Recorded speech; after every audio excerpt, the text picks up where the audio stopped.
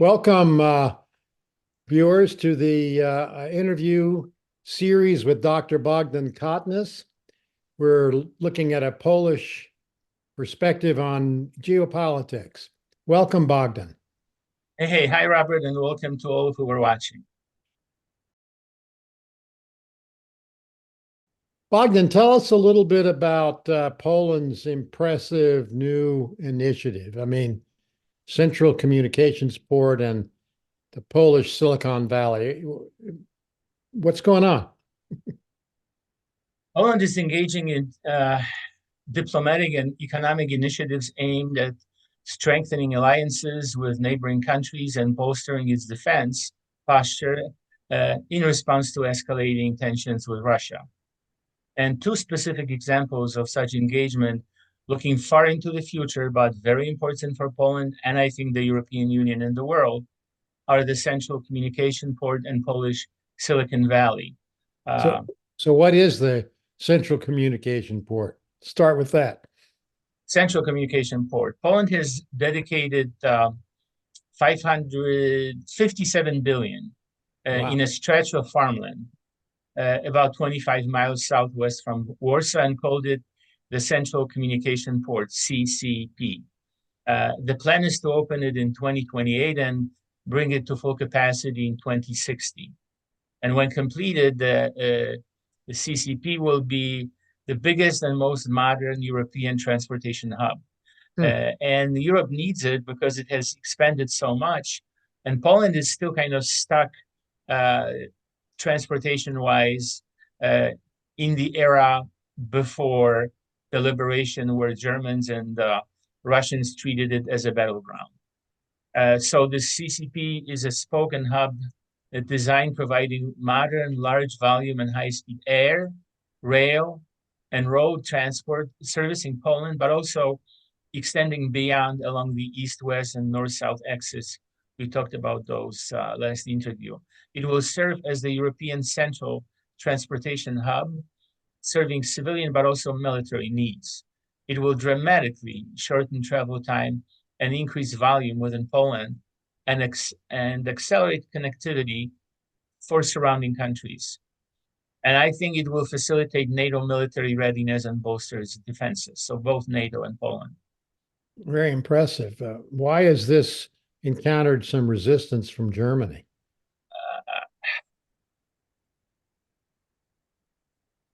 It's critical to connect the parts of Poland degraded by Germany and Russia, treating Poland for centuries as the battleground between the two powers. Their idea of looking at Poland interrupted any development in this region. They did it on purpose and treated it as a buffer zone barrier blocking their armies. So I think now is the time to wake up. So much time passed since after World War II, and facilitate the development of Poland as a transportation and communication hub. Unfortunately, I'm afraid the Germans are still burdened with the mental maps inherited by their past. As a result, Germany is concerned that the Central Communication Port is a challenge to Berlin's status as a principal European hub. When fully operational, the CCP will facilitate the chain of supply between Sweden and Turkey, as well as between Germany and Ukraine, to a new, much improved level. So I think that this modern logistic enhancement will serve as a robust support for the logistic demands of NATO along its eastern flank from Finland to Bulgaria and Turkey. And this ultra-modern logistical investment in communication and transport will strengthen ties and coordination with neighboring countries, looking to work together and not to fight one another, and establish Poland as key in enhancing regional security and stability while sending a clear message of solidarity against external threats. We must remember all the time, I keep on repeating it, that Poland brought solidarity to the European equation. We should build on its strength and not treat Poland as a threat or deterrent to this great idea of Europe. Well, that doesn't really. I get the competitive issue, but what's the? Is there something more to the German objection? Uh, as we agreed through our off-camera talks, it's so complicated. But I'm just gonna like take it one step at a time in one interview, and then we're gonna try and follow it a little bit. But Germans look at the central communication port, I think, in myopic terms. So very short-sighted, short-term. They do not look beyond their national interests. And rather than understanding that the EU will grow strong and prosperous when all member countries reach their potential, the Germany's potential, not when they're going to be kept as junior partners and be used. So they come from a mistaken perspective that if all member countries follow German lead, all will prosper. Oh, But hasn't the will EU all prosper if they're under, going to become partners? but hasn't the EU actually prospered with the current German mindset? Well, I don't know. It's a very naive, and I'm going to be honest, obtuse look at it. We must recalibrate our mental frames if we want to talk sense. And I must be painfully clear to bring my point across. So, Robert, just hang on to your seat. Bear with me. It might hurt a little, like sitting in a dentist's office and bracing yourself for cavity work. Can you handle it? Well, I don't know. I don't like dental work, but I guess we can deal with a little pain. Go Thank you. So, ahead. Tell yeah, yeah, thanks. So, I mentioned it already in our earlier interviews. The role of a leader in Europe fell on Germany's lap because of the American initiative to build it into the engine of the global economy after World War II. It was not the Germans who did it. There was the Americans, American generals, and it took forever to set it up, and they got to launch it. So I think that the United States launched Germany, and they launched Japan, and the world is going on.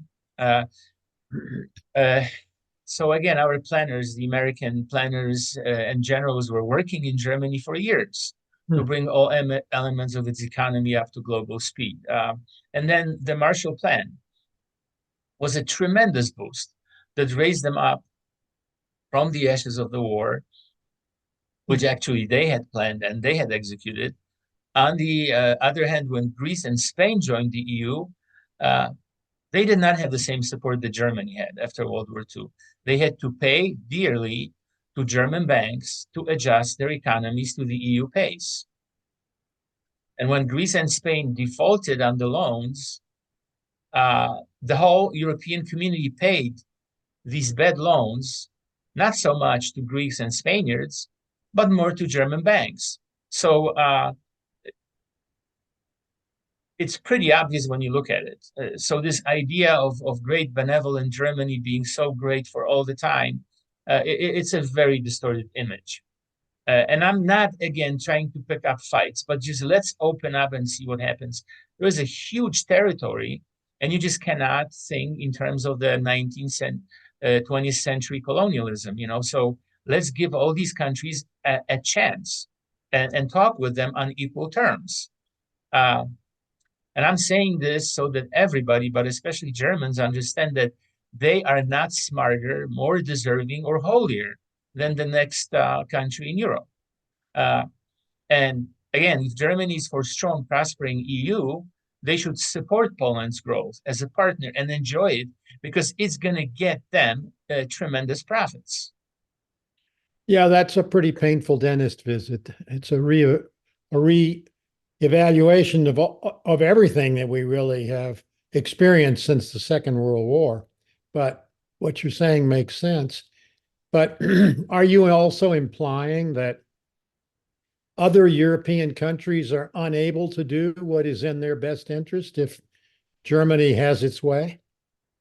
If everybody's going to start, looking their own way, then this union is a union of bickering, not trustworthy elements. So, going this way, we would have to like forget about the EU making progress and developing. And let me give you one small example of how critical it is to work together and plan a coordinated long-term strategy. It was in Greece 2 years ago. I was in Greece and I saw the Chinese impact on the port of Piraeus. Greeks looking for money agreed to lease this critical port to the Chinese.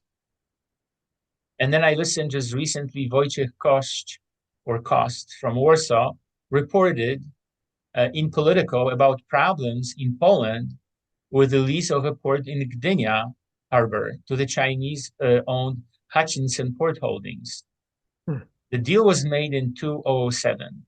Poland was scrambling for money and allowed the Hutchinson Port Holdings, HTH, to control part of the waterfront of the port, about 1/3 of a mile long. You mean Greece was struggling for money, right? Not Poland? Poland. I mean, Greece was, but also Poland was looking for money. So again, Greeks, just told the Chinese, okay, go ahead, run Piraeus. And Poles told this Hutchinson Port Holdings, okay, we're gonna get you a little bit of the waterfront and a port. So today, there was 2007, Poles did it. Today, 2024, this company, HPH, refused to allow the American arms shipment because docking our American Navy ship would encroach 164 feet into the area of the port controlled by the Chinese. So you see how they work, okay? So they're sitting out there in Beijing and I don't know, enjoying the weather, but their reach is all the way to the European Union. So all the players know about it. And now it turns out that China Ocean Shipping Company, COSCO, headquartered in Shanghai, has controlling influence in 10 European ports. Amazing.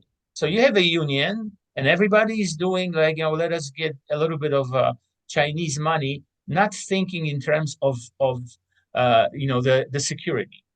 So it's almost like with Russia and Ukraine. Well, maybe Russians are doing something, but I'm here on the beach in Spain or Portugal, so what do I care?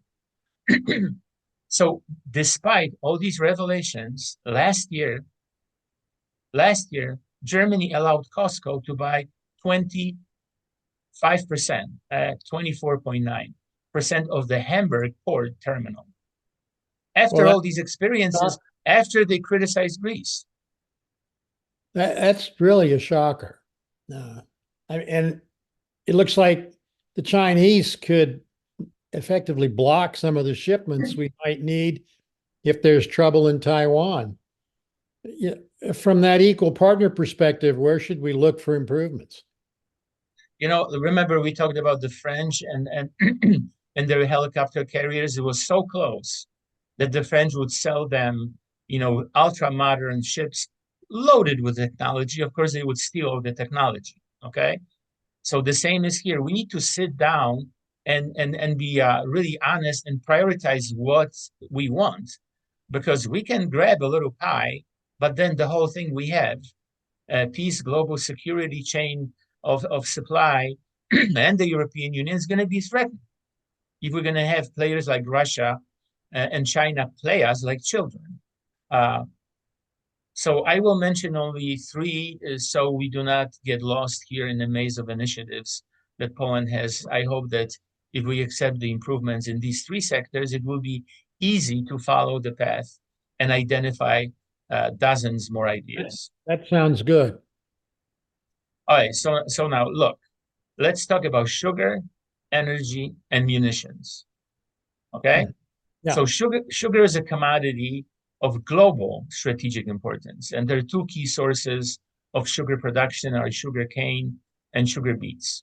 Poland used to be among the leaders of sugar beet production, but lost this position after joining the EU. Why? Did EU help them, and despite all the help, it happened? So according to this young Polish analyst, Patrick Paciorek. In 1976, Poland had 78 sugar production facilities. Currently, only 18 are left in Polish hands. Wow. How did that happen? So in 2006, the EU introduced a law limiting sugar production, arguing that too much sugar would lower the prices. So they did it in 2006. In 2013, it changed this law and raised the limits on sugar production the way they used to be before. So between 2006 and 2013, German business gained control over Polish sugar production. So tell me that they don't manipulate the EU and Brussels. So is that because Germany had more money than the Polish did to buy Well, back they had control. They had control of the regulations. They figured it out, and actually, they also in those regulations, because of the transitions, so they bought Polish sugar beets production. They closed some of them. They were reimbursed, okay, and then they reopened it. But right now, they control the German business controls Polish sugar beet.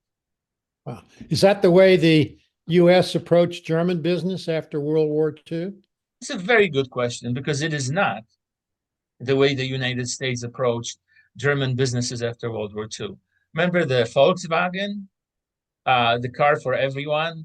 The Volkswagen Auto did not become a subsidiary of Ford or General Motors. It has grown into a respectable German corporation despite its murky past, and I don't want to get into it because it's really ugly. So remembering this, Germans should help Poland grow its sugar production, for much like Americans helped their business grow in the 40s and the 50s, but they don't. Yeah. But what about energy concerns? Again, Poland's economy during its colonial times, 1945, 1989, and I'm going to use this colonial because Poland was a typical colonial state then. So in that colonial past, Poland's economy was built on coal.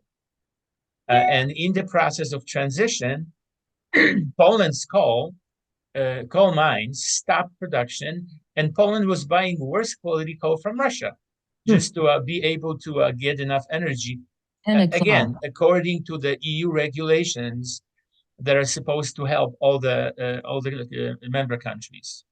So rather than help Poland, the EU under German leadership penalized Poland for the coal production. In effect, Polish energy costs have risen dramatically through the roof, which helps Germany be competitive with the Polish economy. And the sad part is that coal is a component of the high-tech industry, and I don't see much discussion on that. It's just that it's a dirty, bad thing to produce coal. But this high-tech industry, it's from carbon fiber to electronics. So rather than help Poland adjust its carbon applications from fossil fuel to high-tech application, the Polish mining industry had been destroyed, actually. Well, this is a mouthful, and we need to come back to this topic about the EU and it's being manipulated. But we don't have time today. And you had mentioned munitions was another area you wanted to talk about. Again, we talked, and it's not a secret, that Germany stalled with its help to Ukraine suffering from the Russian war of aggression. Lately, the EU decided to allocate substantial resources to finance the production of necessary munitions. Most of the money will end up financing what? Well, German industry. Poland will get almost nothing. And if you ask why, the answer is that Poles did not fill out needed paperwork. Well, are you kidding me? So the safety of the EU and as a consequence of our global community depends on some sleepy clerk in Brussels? What about the EU politicians and the German industry lobbyists who arrange for this lame, pathetic cover-up to strengthen their leading position in EU again? So you're not mincing words in this interview, but time's running out. we can't just be nice and wait another 10 years for the wheels of power to adjust to the facts on the ground. I hope they will adjust soon. Oh, thank you, Robert. Time is of the essence as the NATO and EU frontline country. Poland must have needed resources. If the plan is to email a guy in Brussels for needed paperwork to be filled, when the Russian tanks started attacking the Suwałki Gap, a narrow 60-mile strip between Belarus and Kaliningrad, we're guaranteed to lose. And Poland already bought tanks from Korea without needed munitions and spare parts because time is of the essence.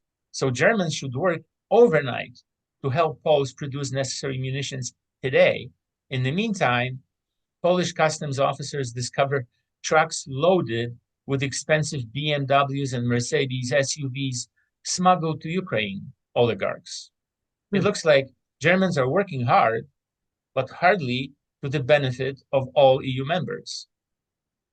So you explained how useful the central communication port will be to Poland, the European Union, and NATO, and you made it clear that Germany should support and not stifle the Polish initiative. But tell us a little bit about the Polish Silicon Valley. Yeah, Silicon Valley, it sounds sexy, doesn't it? According to the IT market research report, the Polish IT outsourcing sector is now one of the most advanced and even ahead of the IT hardware sector. IT outsourcing is now a key export service in Poland. A large number of contracts from Scandinavian countries, Great Britain, Germany, France, contribute to this. And you know, I've been there a few times in Poland, meeting expats and American tourists. So Americans traveling to Poland are surprised that the internet service in Poland is much better than in the United States.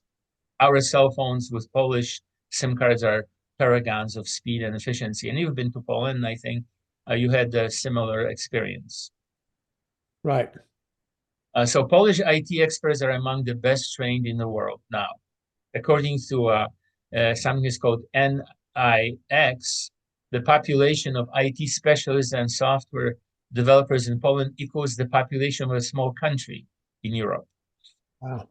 In 2023, this number reached 525,000 trained experts.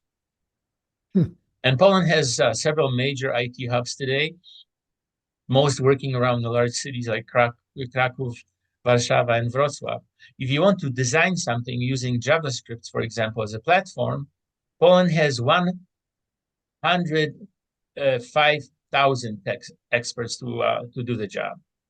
And you know, I personally met a Dutch IT expert in Poland 3 years ago who moved from Netherlands. And when I asked him why, he said, Bogdan, money and quality of life, of course.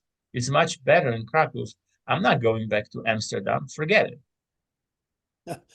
Well, you mentioned Krakow. I hope I pronounced that right. Warsaw and Wrocław. I have a hard time with these words. But where is the Polish Silicon Valley actually located, or is it in one place? Well, I'm impressed with your efforts on the pronunciation. With practice, it gets better. According to the Polish startup 2023 report, the largest number of IT businesses is concentrated around Wrocław. So it is Wrocław that again was named the Polish Silicon Valley. Well, thank you, Bogdan. I think our time is about up. This is an interesting perspective on global affairs. It's a pleasure discussing these topics with you. And as always, I appreciate your time and expertise. Robert, thank you. Goodbye to all who have watched, and see you soon. Bye.